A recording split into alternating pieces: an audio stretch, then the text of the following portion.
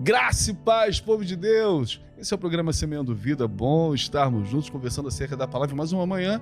Você que está em casa, você que está no trabalho, você que está no seu carro, obrigado pelo carinho da gente poder conversar um pouco daquilo que é a palavra do Senhor. Bom dia, Diácono Ioan, graça e paz. Bom dia, graça e paz, igreja. É uma honra estar aqui nessa manhã mais uma vez.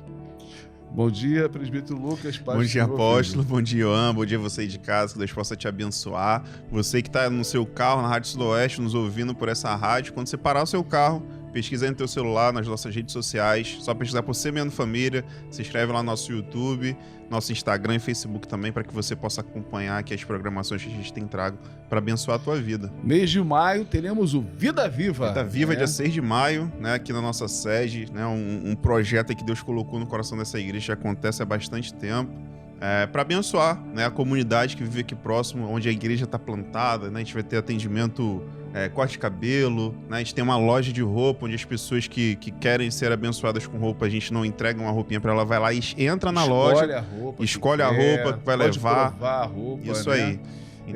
Brincadeira com as crianças, infláveis para as crianças estarem brincando, pipoca. Nós queremos ter com a comunidade um tempo, né, de semearmos aquilo que é o amor. A igreja precisa se mover fora das quatro paredes, né? Distribuição de cesta básica, projeto dentista, dentista, aplicação de flúor, palavra do Senhor. com certeza. Todo o projeto é a igreja que está fazendo, não tem envolvimento político nenhum, é a igreja entendendo aquilo que é reino. E você é nosso convidado, independente se você é cristão, se você tem uma igreja ou não, quiser estar com a gente aqui, somando com a comunidade, vem, vamos falar da palavra do Senhor, né, para as vidas que estão aqui. Isso aí, aqui no Recanto do Sol, né, você que não conhece onde é a nossa sede, aqui é Recanto do Sol, São Pedro da Aldeia, Rua Honório Sampaio, número 20, passou aqui na rodovia, um prédio amarelo, não tem erro. Amarelão. Dia 6 de maio, a partir das 14 horas.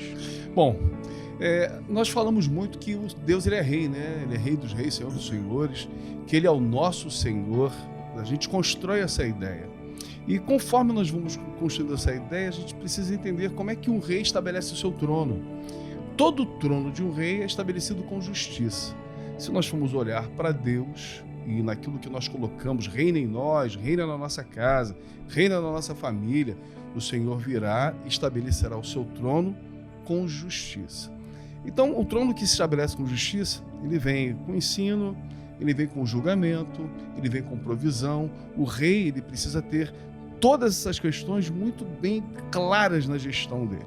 Salmo de número 45, versículo 6, o salmista diz assim: o teu trono, ó Deus, é para todo sempre. O cetro de justiça é o cetro do teu reino. O Salmo 89, versículo 4 diz: a tua semente estabelecerei para sempre e edificarei o teu trono de geração em geração. Quando o salmista, no Salmo 89, versículo 4, ele diz isso, na minha casa, o meu filho já entendeu que o trono de Deus ele é passado de geração em geração. O Senhor é o meu rei, o meu Senhor, na vida do meu filho é da mesma forma.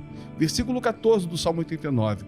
Justiça e juízo são a base do seu trono, misericórdia e verdade irão adiante do teu rosto. Quando a gente vê um rei, né?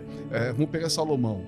Salomão estabelece o trono dele e pede ao Senhor aquilo que seria a capacidade intelectual para cuidar daquelas pessoas ali, que ele possa ter essa condição de cuidar do povo de Deus.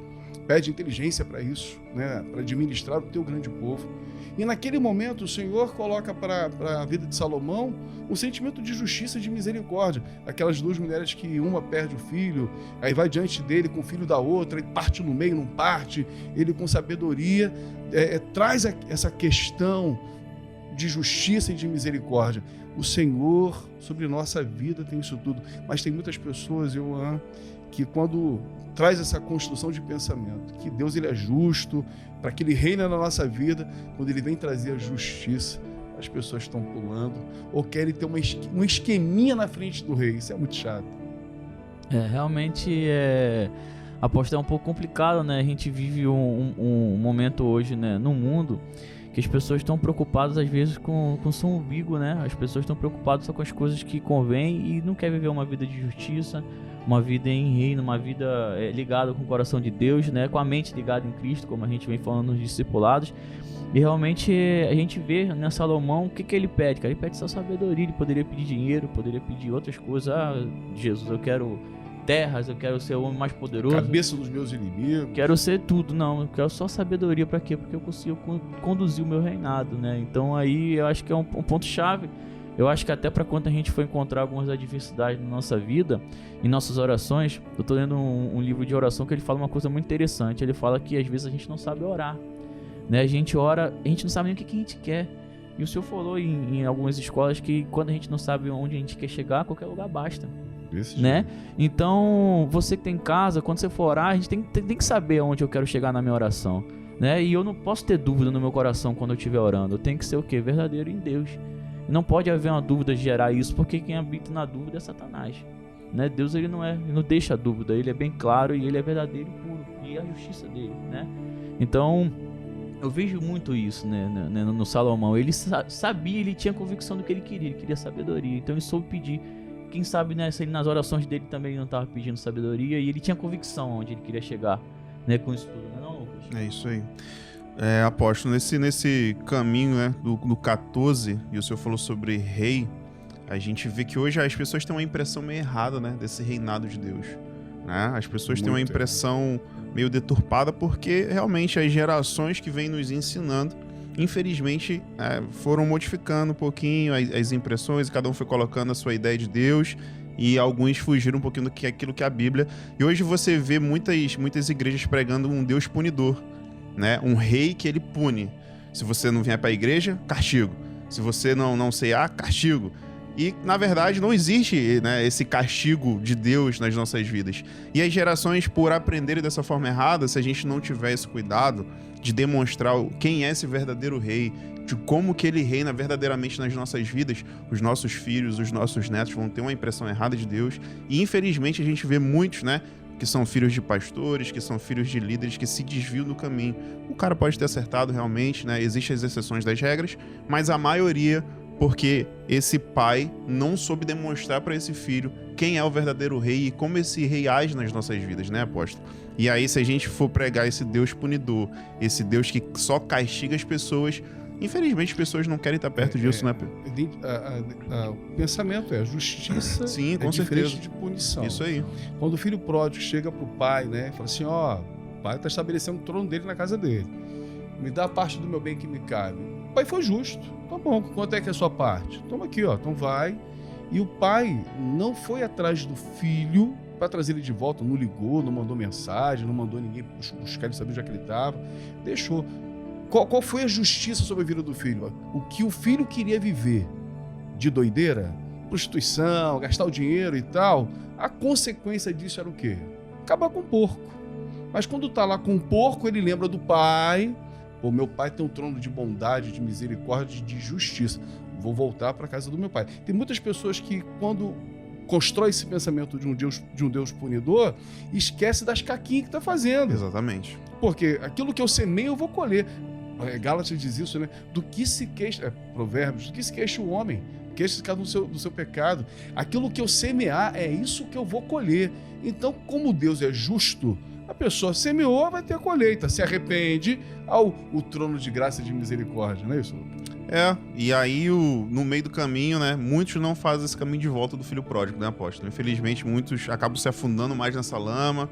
Não, Deus não vai me perdoar, que a gente já ouviu muito disso. Não, eu cometi um pecado aqui, demais, que absurdo. É possível. Agora, né, já pequei muito, eu acho que nem Deus, nenhuma igreja, nem nada.